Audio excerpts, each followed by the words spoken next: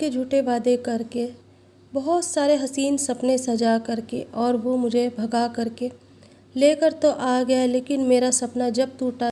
अस्सलाम वालेकुम my YouTube family, कैसे हैं आप सब? उम्मीद करती हूँ ठीक होंगे। मैं भी आप सबकी दुआओं के साथ में ठीक हूँ।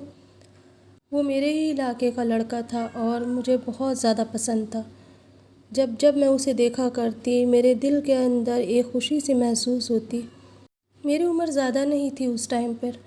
मैं स्कूल जाया करती, मैं 10वीं में थी और इस उम्र के अंदर है ना, अक्सर ये सारी चीज़ें हुआ करती हैं। जब मैं स्कूल जाया करती तो रास्ते में ही उसका गैरेज पड़ा करता और मेरी नज़र उसकी नज़र से टकरा जाया करती और मैं शर्म से नीचे नज़रें झुका लिया करती। अक्सर जब भी मेरी छुट्टी हुआ करती, वो कहीं ना कहीं खड़ा हुआ नज़र आता अपने दोस्तों के साथ और मुझे बड़ी खुशी हुआ करती। जिस दिन वो नहीं आता उस दिन मेरा दिल उदास हो जाया करता। वो गैरेज में काम करा करता था और आते जाते मैं उसे देखा करती। बहाने बहाने से मैं मार्केट जाती ताकि मुझे एक नज़र उसकी दिख जाए। ऐसे ही देखते देखते कब प्यार हो गया पता ही नहीं चला। प्यार होने के बाद में एक दिन उसने मुझसे बात करी और उसने मुझसे कहा कि मैं तुम्हें पसंद करता हूँ और मैं तुमसे शादी करना चाहता हूँ। मैंने भी उसे रज़ामंदी दी, खुश होकर मैंने भी इकरार करा अपने प्यार का। हम बाहर जाया करते घूमने के लिए, काफ़ी देर घूमा करते। घर वालों को ये पता रहता कि मैं नोट्स बनाने के लिए अपनी फ्रेंड के घर जा रही हूँ। कभी किसी ने मुझ पर शक नहीं करा, ना ही मैंने शक होने दिया। मैं अक्सर उसके साथ घूमने जाती और कभी वो मुझे कपड़े दिला देता, तो कभी मुझे कोई खाने की चीज़ दिलाता, तो कभी इस तरीके से, मतलब कुछ ना कुछ वो मुझे गिफ्ट दिया करता और मैं बहुत खुश होती। घर वालों को किसी को पता नहीं चलता कि ये गिफ्ट कहाँ से आ रहा है, ख़ास करके अम्मी को। तो उसकी जेब में पैसे भरे रहा करते और वो मुझे दिखा करके जब कोई सामान लेता तो मैं सोचती कि कितना पैसे वाला होगा। और फिर उसके बाद में बस मेरा दिल उसका दीवाना हो गया। कुछ मैं उसके पैसों की दीवानी हो गई तो कुछ मैं उसकी दीवानी हो गई। ऐसे ही करते करते वक्त गुजरा। एक दिन उसने मुझसे कहा, क्या तुम मुझे पसंद करती हो या नहीं? मैंने कहा हाँ मैं पसंद करती हूँ तुम्हें। तो उसने कहा कि तो चलो बस शादी करते हैं। मैंने कहा घर वालों से बात कर लेते हैं। उसने कहा अगर घर वालों से बात करोगी ना तुम्हारे घर वाले मानेंगे ना मेरे घर वाले मानेंगे, पहले हम शादी कर लेते हैं फिर उसके बाद हम सबको मना लेंगे। मैंने कहा ठीक है, शादी तो वैसे भी होनी ही है। इधर से अगर घर वाले मान जाते हैं तो ठीक है, नहीं तो वैसे भी मुझे तो शादी तुमसे ही करनी है। उसने कहा कि ठीक है, तुम जब कल स्कूल जाओगी तो वहीं से हम जा कर के निकाह कर लेंगे और निकाह करने के बाद जब घर वालों को हम बताएंगे ना तो वो कुछ नहीं कहेंगे। मैं भी नादान थी, नहीं समझ में आया, क्योंकि मेरे भी दिमाग में इश्क का भूत ऐसा चढ़ा हुआ था और बस हसीन सपने थे कि पता नहीं कहाँ कहाँ घूमने जाएंगे, क्योंकि इसके पास तो पैसा बहुत है और ये मुझे कपड़े वगैरह भी दिलाएगा और अच्छी अच्छी चीज़ें भी दिलाएगा, अच्छे होटल में खाना खिलाएगा। उसने मुझसे कहा कि 10 से 15 दिन तक पहले हम होटल में रहेंगे कहीं पर भी और फिर उसके बाद मैं तुम्हें अपने घर ले जाऊंगा। मेरा घर बहुत बड़ा है और वो एक हवेली है। हवेली का नाम सुनते ही मेरे दिमाग में तो बस फिल्मी दुनिया घूम गई कि जिस तरीके से शाहरुख खान की एक हवेली है, सलमान खान की हवेली होती है, ऐसे ही उसकी भी हवेली होगी और सपनों की दुनिया में मैं खो गई। कुछ पता नहीं था। जितनी भी मेरी सहेलियां थी वो मुझे बढ़ चढ़कर बताया करती, क्योंकि सबको पता था कि मैं उसको पसंद करती हूँ। वो कहती थी कि अब तो तुम रानियों की तरह रहोगी, तुम्हारा तो घर महलों की तरह है और जब भी कभी हमारा दिल करा करेगा हम भी तुम्हारी हवेली घूमने आ जाया करेंगे। मैंने बड़ी खुशी खुशी उनसे कहा हाँ क्यों नहीं, आ जाया करना। और बस अगले ही दिन मैं घर में से जो भी मेरे पास थोड़ा बहुत पैसे थे और जो भी सामान, मतलब कपड़े थे मेरे, मैंने किताबें वगैरह तो बैग में से निकाल दी और वो कपड़े मैंने बैग में भर लिए। और जो भी मेरे पास चीज़ें थी, मेरे पास दो चीज़ थी, कान की और एक मेरी चैन, जो मेरे अब्बा ने मुझे गिफ्ट में दी थी बर्थडे के उसमें, तो मैंने वो दोनों चीज़ें रख ली। थोड़े बहुत जो मेरे पास पैसे थे वो रख लिए और मैं छुप छुपाते से नॉर्मल हो के स्कूल के लिए निकली। सबसे पहले मैंने अम्मी को प्यार करा, अब्बा को प्यार करा, अपने बहन भाइयों से मिलकर, और फिर मैं निकल गई। आंखों में बहुत सारे सपने थे, बहुत सारे सपने सजा रखे थे मैंने और यही सोच रखा था माँ बाप तो डांटेंगे फिर प्यार कर लेंगे, ऐसा नहीं होता कि माँ बाप छोड़ देंगे मुझे। और सुबह का टाइम था, रक्षा उसने तैयार कर रखा था, बिल्कुल स्कूल के पास में ही लगा रखा था।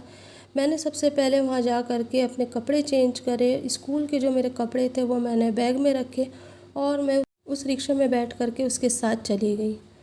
जब मैं उस रिक्शे में बैठी तो मुझे ऐसा लग रहा था कि मैं उतर जाऊं, लेकिन फिर उसका ख़्याल आता जैसे इस तरीके से उसने मेरे हाथ को अपने हाथ में ले रखा था और नर्म नर्म हाथ से दबा रहा था। मुझे बहुत अच्छा लग रहा था।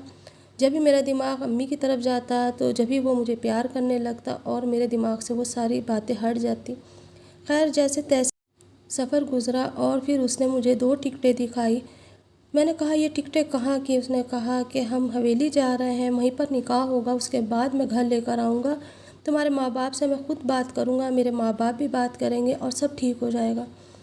मैं जब भी चुप हो गई, फिर मेरे दिल को फिर भी आया कि नहीं, मैं अभी भी देर नहीं हुई, मैं घर चली जाऊँ। लेकिन उसने जब मुझे कहा कि जब तुम हवेली जाओगी ना, तुम्हारा दिल खुश हो जाएगा, सब तुम्हें बहुत प्यार करेंगे, मैंने अपने घर वालों को बता रखा है और उन्होंने भी सारा इंतज़ाम कर रखा है। खैर, जैसे बस मैं उसकी बातों में आ गई और ट्रेन में बैठ गई। ट्रेन में बैठ कर के भी मुझे बार बार ख़्याल आ रहा था कि उतर जाऊं। फिर जब भी कभी ऐसा दिल में ख़्याल आता, मैं उससे कहती कि मेरा मन ऐसे कर रहा है कि मैं फिर घर चली जाऊं, अभी भी कोई देर नहीं हुई है। फिर वो यही बात कहता है कि कब तक इस तरीके से रहोगे, अब तुम बड़ी हो गई हो, अब तुम्हारी शादी कल भी होनी है, आज भी होनी है, कोई नहीं, मैं मना लूँगा। देखते ही देखते सफ़र मेरा पूरा गुजर गया। उसने मुझे रास्ते में बहुत सारी चीज़ें खिलाई, कोल्ड ड्रिंक पिलाई, हर चीज़ खिलाता रहा ताकि मेरा दिमाग घर की तरफ ही ना जाए। और रास्ता भी मेरा कट गया आराम से। रास्ता कटने के बाद सुबह में मैं लखनऊ पहुंची। लखनऊ देख करके मैं बहुत खुश हुई, बहुत अच्छी सिटी। और वहाँ पर मैंने सोचा कि ये तो वाकई में राजा महाराजाओं की जगह पर ले आया है मुझे। कहाँ मैं झोपड़पट्टी में रहने वाली, कहाँ मैं लखनऊ की सरज़मीं पर घूम रही थी। फिर वो मुझे एक लखनऊ के एक होटल के अंदर ले गया और उस होटल के अंदर हमने रात गुजारी। अगले दिन मैंने उससे कहा कि चलो अब निकाह कर लेंगे, तो उसने कहा हाँ, क्यों नहीं करेंगे, निकाह तो करना ही है। रात हमने इसी तरीके से गुजारी जैसे हस्बैंड वाइफ रहते हैं, लेकिन मुझे नहीं पता था कि वो मेरे साथ क्या खेल खेल रहा है। शाम हो गई। शाम होने के बाद उसने कहा तैयार हो जाओ, चलो चलते हैं। मैं तैयार होकर के उसके माँ बाप से मिलने के लिए जा रही थी कि उसने मुझे रिक्शे में बिठाया और बिठा करके एक हवेली में ले गया। वो हवेली मैं देख कर के दंग रह गई। इतनी प्यारी हवेली, इतनी खूबसूरत हवेली मैंने तो ज़िंदगी में कभी देखी नहीं थी। वहाँ पर एक शख्स बैठा था जो 60 साल का था। मैंने उसे देखा, मैंने सोचा शायद ये इनके अब्बा होंगे। मैंने उन्हें सलाम करा और नज़रें झुका करके बैठ गई। वो मुझे बड़े गौर से देख रहे थे और फिर उन्होंने मेरे सलाम का जवाब दिया और कहा कि ठीक है, सही है लड़की, तो मुझे कोई एतराज़ नहीं है। मैं चुप हो गई। मैंने सोचा शायद निकाह करेंगे। फिर उसके बाद में उन्होंने कहा कि जाओ रूम में जाके बिठा दो इसको। वो मुझे रूम में ले गया और ले जाने के बाद कहा कि तुम यहाँ पर बैठी रहो, मैं तैयार होकर आता हूँ, तुम्हारा जोड़ा भी लेकर आ रहा हूँ। मैंने कहा ठीक है, जल्दी आ जाना, मुझे यहाँ अकेले में डर लग रहा है। तुम्हारी अम्मा कहाँ है? कि अम्मा मार्केट गई है शॉपिंग करने के लिए। मैंने कहा ठीक है। फिर वो जब गया तो जाने के टाइम मैंने उसे आखिरी बार देखा, फिर उसके बाद आज तक नहीं देखा। जला तो गया वो, लेकिन जाते जाते मुझे बेच गया उस 60 साल के आदमी के हाथों, जिसे मैंने कभी देखा भी नहीं था। शाम के टाइम पे वो जब तैयार होकर 60 साल का आदमी कमरे में आया तो मैं उसे देखकर रह गई कि दूल्हा बन करके दूल्हे के कपड़े पहन करके क्यों आया, और उसने दुल्हन के लिबास भी मुझे भेजा था। मैंने वो लिबास पहन रखा था। मैंने सोचा मेरा निकाह तो उससे ही होगा। लेकिन जब वो बुढ़ा अंदर आया तो मैं देख करके मैंने कहा वो कहाँ है? उसने कहा कि वही जो तुम्हें यहाँ लेकर आया था। मैंने कहा हाँ, वही, वो जो मुझे लेकर आए थे आपके बेटे। वो कहने लगा ये वो मेरा बेटा नहीं था, वो तो एक सौदेबाज है, सौदा करके चला गया है तुम्हारा। 3 लाख रुपए उसने मुझसे लिए हैं तुम्हें देने के लिए, और ये तो उसका काम है, पता नहीं कितनी लड़कियाँ लाए, तुम जैसी लड़कियों का यही हाल होता है। मैं रोने लगी, मेरी तो दुनिया ही पलट गई थी। मैं बहुत चीखी, बहुत रोई, उसके आगे हाथ जोड़े। मैंने कहा कि मैं आपकी बेटी की उम्र की हूँ, प्लीज़ मुझे यहाँ से भेज दीजिए, अल्लाह का वास्ता आपको। मुझे नहीं पता उसने मेरे साथ ये इतना बड़ा धोखा क्यों करा है। उसने कहा कि उसका ये काम है और तुम जैसियों का काम यही है हम जैसों को खुश करने का। अब तुम्हें सारी ज़िंदगी यहीं रहना होगा क्योंकि मैंने तुम्हें ख़रीदा है। रोज़ नए नए ग्राहक आया करेंगे, रोज़ तुम्हारी शादी हुआ करेगी और रोज़ सुबह में तुम विधवा हो जाया करोगी। इतना सुनना था कि बस मेरी तो ज़िंदगी ही बर्बाद हो गई। वो दिन है और आज का दिन है। मैं आज भी वहीं हूँ जहाँ कल थी और बस उस शख्स की इंतज़ार कर रही हूँ कि कभी तो वो मेरे सामने आए। उसने मेरी ज़िंदगी ख़राब कर दी, पता नहीं कितनी लड़कियों की ज़िंदगी ख़राब करी होगी, और लड़कियाँ ऐसे आदमियों से बच सके, क्या पता किसी एक लड़की की ज़िंदगी बच जाए। ना तो मैं जीने वालों में से हूँ ना मरने वालों में से हूँ। मेरी ज़िंदगी बद से बदतर है। रोज़ हर रात एक शख्स नया आता है और यही मेरी हालत करके चला जाता है, क्योंकि ये हवेली है और हवेली के अंदर यही सब कुछ चलता है। नवाबों की इन हवेलियों में जाने मुझ जैसी कितनी लड़कियां रोज़ जीती हैं और रोज़ मरती हैं। मैं भी उनमें से एक हूँ। ना जाने कितनी लड़कियां ऐसा कदम उठाती हैं और अंजाम सोचे बगैर ऐसी दलदल में घुस जाती हैं जहाँ से ना निकल सके, ना बाहर आ सके, ना जी सके, ना मर सके।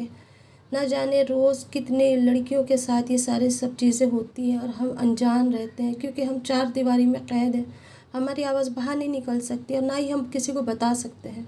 ये हर एक औरत के ज़िंदगी में गुज़र रहा है और गुज़र के जा भी चुका है और अब हमारी ज़िंदगी में हो रहा है। पता नहीं किसकी ज़िंदगी किस तरीके से गुज़री। हम तो यही सोचते हैं सब अच्छा अच्छा, लेकिन बहुत सारी औरतें ऐसी भी हैं जो आज भी घुट रही हैं। बहुत सारी लड़कियां ऐसी हैं जो कदम तो उठा लेती हैं गलत, लेकिन बाद में पछताती हैं। उस पछतावे का अब क्या पता किसी एक बेटी की ज़िंदगी बच जाए, क्या पता किसी एक औरत की ज़िंदगी संवर जाए, क्या पता वो अपने हक़ की लड़ाई लड़ने के लिए खड़ी हो जाए। तो ये सारी स्टोरी मैं अपनी नहीं बताती, मेरी स्टोरी आपने नीचे देखी है। मैंने आपसे पहले भी बताया कि मेरी ज़िंदगी में जो गुज़रा मैंने आप सबके सामने रखा। मैं चाहती हूँ कि मेरी आवाज़ दूर दूर तक जाए, ताकि कोई लड़की अगर ऐसा कदम उठा रही है तो 10 बार सोचे कि ये एक कदम ज़िंदगी का कितना गलत साबित होगा।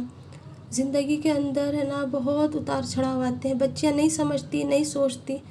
अल्लाह ताला सबकी बच्चों की हिफाजत करे। ये कोई महकते आंचल की स्टोरी नहीं, ये कोई दिल से बनाई हुई स्टोरी नहीं। आप खुद सोचना अकेले में बैठ के, क्या ये हमारे माशरे में हमारे साथ नहीं हो रहा है? क्या ये हर एक लड़की के साथ नहीं हो रहा है? कोई लड़की चली जाती है तो किसी को तलाक दे दी जाती है, सिर्फ़ और सिर्फ क्या गलती कि सिर्फ लड़की पैदा करने पे तलाक दे दी जाती है। बहन सौतन बन के आगे बैठ जाती है। इंस्टाग्राम पे मेरे साथ बहुत सारे जुड़ते हैं, अपनी स्टोरी बताते हैं। ज़्यादातर लेडीज़ों के साथ में ही आजकल ये सब कुछ हो रहा है और हम सिर्फ़ और सिर्फ चुप होकर के ही ज़िंदगी गुजार रही हैं। ये नहीं कि मैं आपके सबके कमेंट्स नहीं पढ़ती, मैं आप सबके कमेंट्स पढ़ रही हूँ, लेकिन बस जवाब नहीं दे पा रही हूँ, क्योंकि बहुत सारी ऐसे हैं जो मुझे मोटिवेट करते हैं, तो कुछ ऐसे हैं जो इस तरीके से बात करके चले जाते हैं कि जैसे ज़िंदगी के अंदर कभी किसी के साथ कोई मसला ही ना हुआ हो। मैं रोज़ सोचती थी कि आज आप लोगों के साथ में ये बात क्लियर करूं कि आप में से बहुत सारे मुझसे नए लोग जुड़े हैं और वो ये कहते हैं कि आपकी स्टोरी कहाँ से कहाँ चली। अगर आप नीचे से मेरी स्टोरी देखेंगे तो वो मेरी अपनी स्टोरी थी। ज़िंदगी में मेरे साथ जो हुआ मैंने वो भी बताया है, और जो आने वाली लड़कियों के साथ हो रहा है अब मैंने वो वाली स्टोरी चालू की है। लेकिन ये मत समझना कि ये जितनी भी स्टोरियाँ हैं बनाई हुई हैं, नहीं, बनती भी वही स्टोरी है जो ज़िंदगी में हकीकत बन के आती है और वो एक स्टोरी का नाम दी जाती है। बचपन से अब तक मैंने बहुत सारे दुख और सुख सभी देखे हैं, लेकिन मुझे कहीं ना कहीं दुख अपने महसूस होता है। जब कोई अपना दुख बताता है तो मुझे लगता है कि मैं भी इस दुख से गुजरी हूँ, इसलिए मैं आप सबके साथ शेयर करती हूँ। इस व्लॉग को यहीं एंड करते हैं, फिर मिलते हैं एक नई स्टोरी के साथ। तब तक के लिए अल्लाह हाफिज़।